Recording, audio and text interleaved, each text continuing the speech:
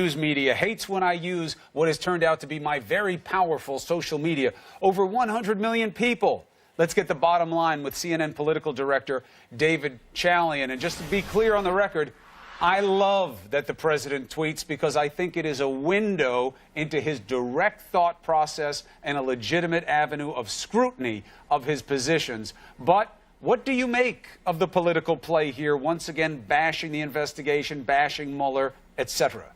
Well, and as you know, Chris, the White House has conceded that these are official statements from the president. So I agree. It does give us insight into his thinking. I think we also have to be smart enough to separate out some tweets from others. Not all of his tweets are the same. And so I don't want to conflate the moment of bipartisanship that you're talking about with the president defending himself, having now been under investigation. But he's not defending himself. He's attacking others. He's attacking a democratic process. He's attacking Mueller. He called people conflicted and bad. The guy's a multi-decorated veteran who all Republicans almost unanimously said was a great choice. That's not just complaining, David. I agree with you. I think attacking the process is bad.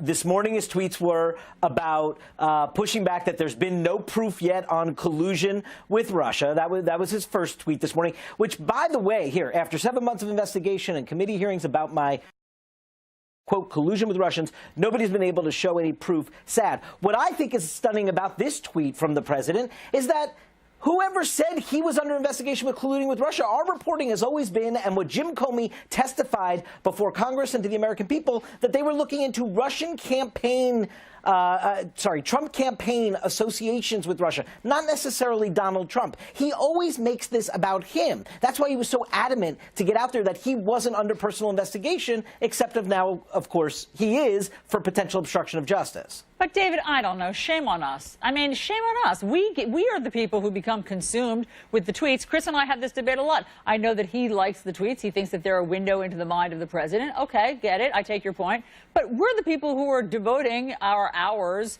of this morning to that instead of, say, something that affects a lot of people, which is health care, and what the Republican plan is and why they're doing it behind closed doors. I mean, we're the people who have to be judicious about which rabbit hole we want to go down.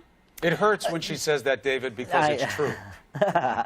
There is no doubt we do make those choices. And listening to you this morning with Mo Brooks and talking about how this moment in the last 48 hours has caused you and all of us to reflect about how we contribute to the vitriol and focus on the controversy. I think that's good. We should reflect on that. But these are the president's statement. And inherently, what the president says, I think, is worth our attention. That doesn't mean we should do it at the expense of talking about health care, Alisyn.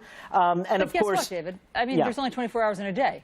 We have been doing it at the expense of health care. So let's change that right now. I mean, let me put my money where my mouth is, right? So we're done with the tweets. What do you know about the health care? What do you know about what's going on? Do we know any of the details of what the Senate will be presenting?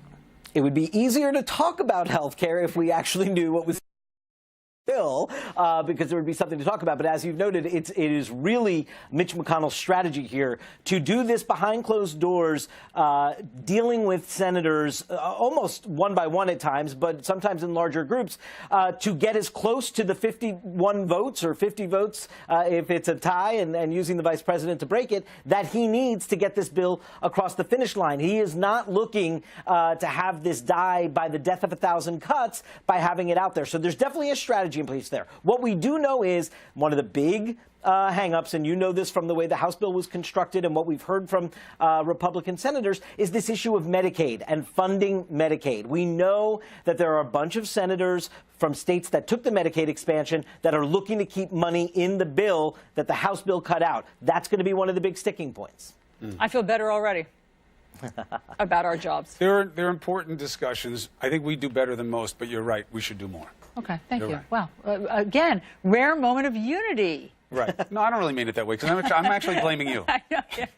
I'll just do it more after the show. I know.